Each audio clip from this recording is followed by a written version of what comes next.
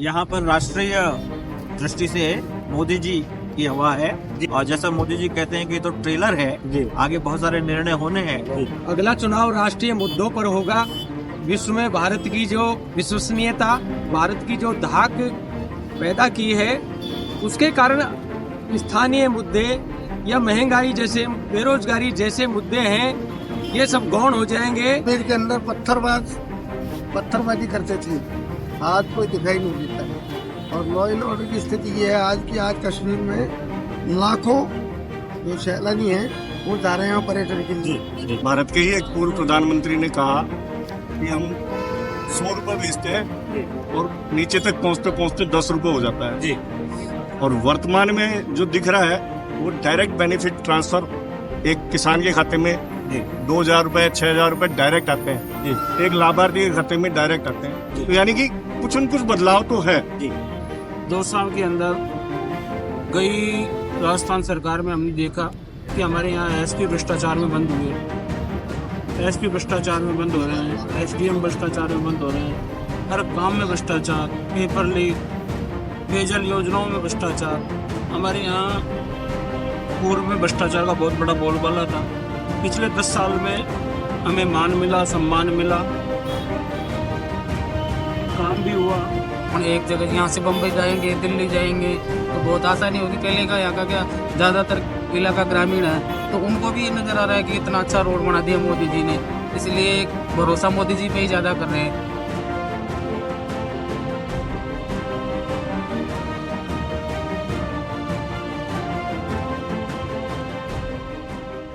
नमस्कार, मैं जितेंद्र गोयल, जय हिंद भारत में आप सभी का स्वागत है। आज हम हैं दौसा विधानसभा में, दौसा लोकसभा के दौसा विधानसभा क्षेत्र, दौसा लोकसभा के दौसा विधानसभा क्षेत्र में। यहाँ जनता से जुड़े मुद्दों पर बात करेंगे। हमारे कार्यक्रम मुद्दे पर मुद्दा पर जनता से जुड़े उन मुद्दों पर बात करेंगे। पिछले 10 साल में किन मुद्दों पर काम हुआ है, अगले 5 साल में जनता किन मुद्दों पर काम चाहती है, किसको दौसा की जनता चुनना चाहती है सांसद, किनको पीएम बनाना चाहती है। एक तरफ का राम मंदिर और 3 धारा 370 के मुद्दे हावी होंगे या महंगाई अपना जोर मारेगी। चर्चा करेंगे जनता से कि किन मुद्दों पर देश के अंदर काम हुआ है और किन मुद्दों पर देश के अंदर काम होना चाहिए। जी, सबसे पहले तो सर क्या लग रहा है आपको, किसकी हवा चल रही है, क्या माहौल है? यहाँ पर राष्ट्रीय दृष्टि से मोदी जी की हवा है जी। और पिछले 10 सालों में जो काम हुआ है जी, उसको देख करके जनता प्रसन्न है जी। और जैसा मोदी जी कहते हैं कि ये तो ट्रेलर है जी, आगे बहुत सारे निर्णय होने हैं। जो अभी जो निर्णय लिए गए, धारा 370, इसके अलावा CAA का पास किया जाना, इसके अलावा देश का जो स्थान विश्व में उन्नत स्तर पर पहुंच गया, 5वीं इकोनॉमी पहुंच गई है, उसके आधार पर उनका बीजेपी का यहाँ पर जोर है। और ऐसा लगता है कि अब की बार 400 पार वाला जो नारा दिया गया है प्रधानमंत्री जी द्वारा, वो यहाँ सफल हो जाएगा, ऐसा लगता है। ये जो क्षेत्र है दौसा, ये जयपुर के नज़दीक होने के कारण राजधानी से बहुत प्रभावित है और यहाँ की समस्याओं का समाधान आवश्यक है। यहाँ की प्रमुख समस्या पानी की है। पानी की वजह से यहाँ की जनता त्रस्त है और यहाँ की जो सप्लाई है PHED के द्वारा, वो 8 और 10 दिन में एक बार आती है। परिणाम स्वरूप लोगों को अपने पानी के लिए टैंकरों पर भारी पैसा दे करके प्यास बुझानी होती है। इसलिए बहुत ज़रूरी है कि पानी की व्यवस्था तुरंत की जाए ताकि जनमानस यहाँ पर इस दृष्टि से स्वस्थ रहे। ERCP से कोई फायदा मिलेगा? ERCP से निश्चित रूप से फायदा मिलेगा। उससे पहले जो दूसरी योजना चल रही है, वो कंटिजेंसी प्लान यद्यपि ये बनाने का प्रयास कर रहे हैं, लेकिन वो पर्याप्त नहीं है। ERCP का तुरंत एग्जीक्यूशन होना आवश्यक है, तभी 13 जिलों में जैसा अपेक्षित है कि उसका लाभ मिलेगा, उसमें दौसा प्रमुख रूप से लाभान्वित होगा। और चंबल नदी का पानी यहाँ अगर मिल जाएगा तो इस एरिया में इंडस्ट्रियल डेवलपमेंट तभी हो पाएगा, क्योंकि इंडस्ट्रीज यहाँ पनप नहीं पा रही हैं पानी के अभाव में। इसके अलावा भी चूँकि जल नहीं होता, इसलिए अधिकांश लोग यहाँ रहना पसंद नहीं करते। जो लोग पैसे वाले हैं वो दौसा छोड़ करके बाहर जा रहे हैं, उसमें एक कारण पानी का अभाव भी है। ये पानी का अभाव है। और क्या मुद्दे हैं जिनको लेकर आपको लग रहा है कि अगला चुनाव होगा? अगला चुनाव राष्ट्रीय मुद्दों पर होगा। विश्व में भारत की जो विश्वसनीयता, भारत की जो धाक पैदा की है, उसके कारण स्थानीय मुद्दे या महंगाई जैसे, बेरोजगारी जैसे मुद्दे हैं, ये सब गौण हो जाएंगे और राष्ट्रीय मुद्दों पर ये हो रहा है। दौसा की सबसे बड़ी उपलब्धि ये रही है कि एक तो एक्सप्रेस हाईवे यहाँ बना है, जो हमारे लिए एक सौभाग्य की तरह है। दूसरा, बिना मांगे हमको यहाँ मेडिकल कॉलेज मिला है, ये भी दौसा के लिए बड़ी उपलब्धि है। और पानी की जहाँ तक समस्या है तो MOU करके जो समस्या काफ़ी अरसे से थी वो MOU राजस्थान सरकार ने कर लिया है। इसलिए दौसा के लिए, दौसा के साथ साथ 21 जिलों में इसको और बढ़ाया गया है तो ये पानी की समस्या हो जाएगी। और ईसरदा बांध का जो मुद्दा है वो ईसरदा का पानी भी साल 2 साल में मिल जाएगा। जिस तरीके से गंगापुर रेल लाइन है वो 34 वर्ष में अब चालू हुई है मोदी जी के राज में, उसी प्रकार ये ईसरदा है जिसको भी मोदी जी के राज में 1 वर्ष के अंदर अंदर इसका पानी भी पूरे जिले में पहुंचेगा। यहाँ पर पहली बार बीसलपुर का पानी भी भाजपा सरकार में आया है। तो पानी यहाँ की सबसे बड़ी समस्या है और उसका एकमात्र जो निराकरण होगा वो मोदी जी के हाथों में ही होगा, क्योंकि 43,000 करोड़ की राष्ट्रीय परियोजना घोषित होने पर ही ये पूरा हो सकता है काम। जी, क्या लग रहा है आपको अगला चुनाव मतलब पिछले 10 साल में किन मुद्दों पर काम हुआ है? लॉ एंड ऑर्डर की स्थिति ये थी, कश्मीर के अंदर पत्थरबाजी करते थे, आज कोई दिखाई नहीं देता है। और लॉ एंड ऑर्डर की स्थिति ये है आज कश्मीर में लाखों जो सैलानी हैं वो जा रहे हैं पर्यटन के लिए। तो ये बहुत बड़ा परिवर्तन है। कश्मीर की असली आज़ादी जब हुई है जिस दिन 370 खत्म हुआ है। इससे पहले आज स्थिति ये है कश्मीर में ST SC OBC का आरक्षण जिस तरह और देश के अन्य राज्यों में लागू है उसी तरह वहाँ भी लागू हो गए हैं। तो इससे वहाँ के लोगों का जीवन स्तर उठेगा, वहाँ के लोगों में खुशहाली बढ़ेगी। इसी प्रकार से राजस्थान सरकार का भी भारी विरोध था। उन्होंने लाखों परीक्षार्थी जो विद्यार्थी बेचारे तैयारी करके जा रहे थे, जिस गरीब माँ बाप ने पता नहीं कैसे अपने तैयारी करके अपने बेटे को पढ़ाया लिखाया और परीक्षा दिलवाई, और जब सारे परीक्षाओं के पेपर लीक हो गए और उस पर भी सरकार ने कोई एक्शन नहीं लिया, तो ऐसी स्थिति को बदलना जी सरकार ने आते ही उनकी सरकार में मुख्यमंत्री जी ने 60 दिन के अंदर सारे नकल कराने वालों को जेल के शिक्षकों में बंद कर दिया। और अभी तो जांच जारी है। आप देखो कितने थानेदारों को जेल के अंदर हवा खानी पड़ रही है। तो ये लॉ एंड ऑर्डर की स्थिति जो विपरीत हो रही थी इसको भी सरकार ने कंट्रोल किया है। और देश का मान सम्मान आज विश्व की पंचायत में नरेंद्र मोदी जी के बिना पंचायत अधूरी हुआ करती है। सारे विश्व के राष्ट्राध्यक्ष प्रधानमंत्री नरेंद्र मोदी जी का इतना मान सम्मान करते हैं कि उनके बिना कोई आज विश्व की पंचायत में कोई निर्णय नहीं हुआ करता। धारा 370 की बात कर रहे हैं विश्व में साख बनी है। इसके अलावा और क्या मुद्दे हैं आपको लग रहा है? देखिए, माइक पकड़े आराम से आराम में। एक भारत के ही एक पूर्व प्रधानमंत्री ने कहा कि हम 100 रुपये बेचते हैं और नीचे तक पहुंचते पहुंचते 10 रुपये हो जाता है जी। और वर्तमान में जो दिख रहा है वो डायरेक्ट बेनिफिट ट्रांसफर एक किसान के खाते में 2,000 रुपये 6,000 रुपये डायरेक्ट आते हैं जी। एक लाभार्थी के खाते में डायरेक्ट आते हैं। तो यानी कि कुछ न कुछ बदलाव तो है जी। और एक शब्द अभी इन दिनों बहुत चल रहा है, चाहे वह कांग्रेस है चाहे वह बीजेपी है, एक गारंटी शब्द बहुत चल रहा है। अब किसको गारंटी माने इसका भी अपन निराकरण देखें तो एक पेट्रोल डीजल के दामों में स्थायित्व की तरफ हम लगातार आए।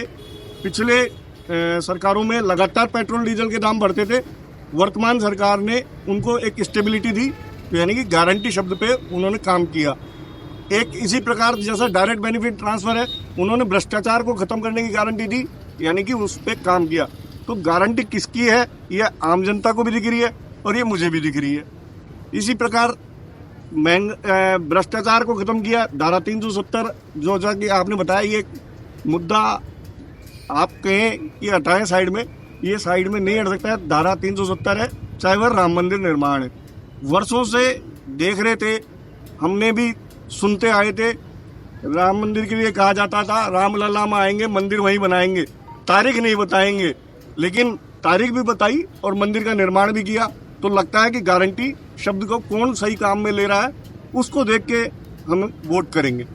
जी, क्या लग रहा है आपको, क्या माहौल है? माहौल की बात करें तो हमारे लोकसभा क्षेत्र के अंदर 2 साल के अंदर गई राजस्थान सरकार में हमने देखा कि हमारे यहाँ SP भ्रष्टाचार में बंद हुए, SP भ्रष्टाचार में बंद हो रहे हैं, SDM भ्रष्टाचार में बंद हो रहे हैं, हर काम में भ्रष्टाचार, पेपर लीक, पेयजल योजनाओं में भ्रष्टाचार। हमारे यहाँ पूर्व में भ्रष्टाचार का बहुत बड़ा बोलबाला था। पिछले 10 साल में हमें मान मिला, सम्मान मिला, काम भी हुआ। मुंबई एक्सप्रेसवे हाईवे बना, दिल्ली मुंबई एक्सप्रेसवे हाईवे बना, तीसरा परियोजना का भी काम चालू हो गया, गंगापुर रेलवे लाइन चालू हो गई। कई वर्षों से गंगापुर रेलवे लाइन बंद पड़ी थी। विकास की गति काफ़ी अच्छी है, 10 साल में काफ़ी अच्छा विकास हुआ है। हम भारतीय जनता पार्टी के साथ जाना पसंद करेंगे। क्या लग रहा है आपको, क्या माहौल है? माहौल अच्छा है सब आदमी का पकड़ ले, माइक पकड़ ले। विकास के जो दिख रहा है ना धरातल पे, वो पब्लिक को भी नजर आ रहा है। जैसे दौसा लोकसभा क्षेत्र से अपना ये दिल्ली मुंबई एक्सप्रेस वे, ये सबको ग्रामीण लोगों को भी नजर आ रहा है कि ये काम हुआ है, अपने क्षेत्र में हुआ है, जिससे अपन को फायदा होगा, कनेक्टिविटी बढ़ेगी। अपन एक जगह यहाँ से बम्बई जाएंगे, दिल्ली जाएंगे तो बहुत आसानी होगी। पहले का यहाँ का क्या ज़्यादातर इलाका ग्रामीण है, तो उनको भी ये नज़र आ रहा है कि इतना अच्छा रोड बना दिया मोदी जी ने, इसलिए भरोसा मोदी जी पे ही ज़्यादा कर रहे हैं। और पिछले महीने ही जैसे ये रेलवे लाइन का चालू हुआ काम, तो वो भी पब्लिक को दिख रहा है, ग्रामीण लोगों को भी दिख रहा है।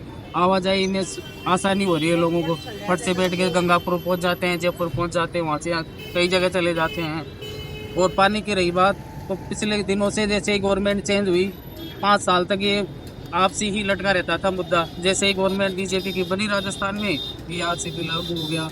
तो इसमें हमारा दौसा जिला को भी सम्मिलित है, तो इसको भी हमें सिंचाई में, पीने के पानी में, इसमें भी हमें बहुत फ़ायदा मिलेगा।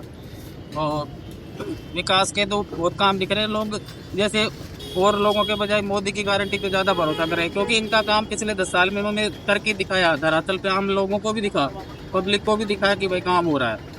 इसलिए हम तो मोदी जी के साथ। मोदी जी कह रहे हैं कि इस बार 400 पार, ठीक है ना? वो कह रहे हैं कि इस बार ऐतिहासिक फैसले लूंगा। लेकिन क्या लग रहा है आपको, क्या ऐतिहासिक फैसले होंगे? और आप दौसा के लोकसभा क्षेत्र के हिसाब से आपको क्या लग रहा है, या राष्ट्रीय स्तर पे आपको क्या लग रहा है किन मुद्दों पर काम होना चाहिए, और आपको क्या लग रहा है मोदी जी क्या फैसले लेंगे? मोदी जी फैसले जो भी लेंगे भ्रष्टाचार को खात्मा करेंगे, सबसे पहला तो फैसला ये है उनका जी। और इस पर उन्होंने स्पष्ट कहा भी है, क्योंकि ये कुछ लोग जिनके पास जिनकी स्थिति कमजोर है, उल्टे सीधे सगुफे फैला रहे हैं कि आरक्षण खत्म कर देंगे, ये आ जाएंगे। तो जबकि मोदी जी ने तो आरक्षण दिया है, महिलाओं को भी 33% आरक्षण दिया है, आपको पता है सारी चीज का।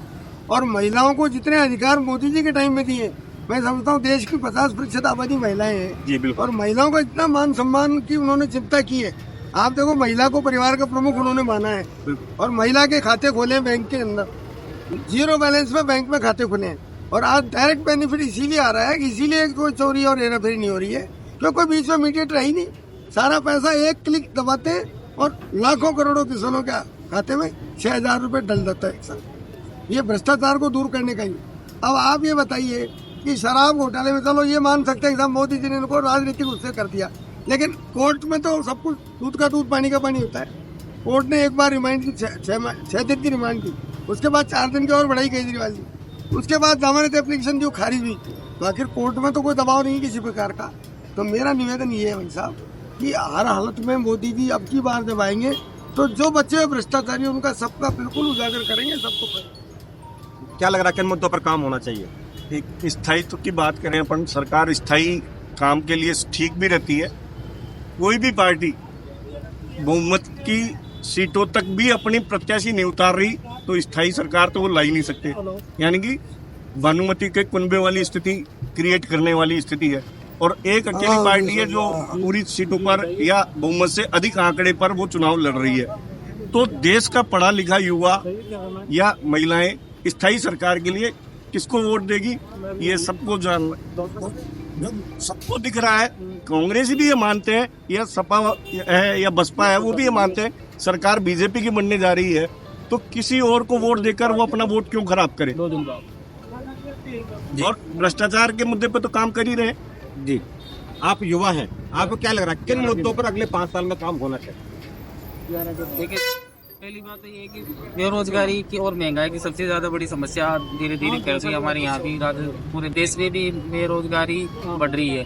तो मुझे लगता है कि मोदी जी इस बात पे ध्यान देंगे और हम युवाओं को रोजगार के अवसर उपलब्ध कराएंगे, इंडस्ट्री वगैरह लगाएंगे। और जैसे जैसे हम पढ़ते वक्त हम सपने देखते हैं कि टीचर बनेंगे, रेलवे में जाएंगे, तो ये जो बीच में भ्रष्टाचार हो रहा है, पेपर लीक वगैरह, तो उन पे थोड़ा सख्ती से काम करेंगे। हम चाहते हैं कि हम जो मेहनत कर रहे हैं उसका हमें फ़ायदा मिले।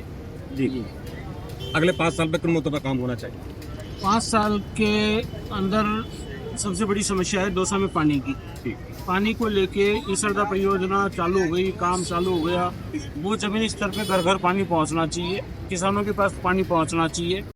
जातिवाद मुक्त समाज हो, यही प्रायोरिटी हो। तो ये हम लोग थे दौसा में। दौसा के अंदर लोगों का मेन है यहाँ की सबसे बड़ी समस्या पानी है। उनको लगता है कि पिछले 10 साल में इन सीटों पे काम हुआ है, उनको रोड मिला है बिना मांगे, एक मेडिकल कॉलेज उनको मिला है। इसके अलावा उनको लगता है कि हाँ, पानी की समस्या वो ERCP के अंदर क्योंकि दौसा आता है, उनको लगता है कि मजमूदार सरकार ने आते उनकी समस्या पर ध्यान दिया है। तो कहीं ना कहीं उनको लगता है कि अब मोदी जो गारंटी है उनको लग रहा है कि चल रही है। और कहीं ना कहीं उनको कुछ युवाओं का कहना है कि नहीं, रोजगार के मुद्दों पर काम होना चाहिए, नौकरी पर काम होना चाहिए।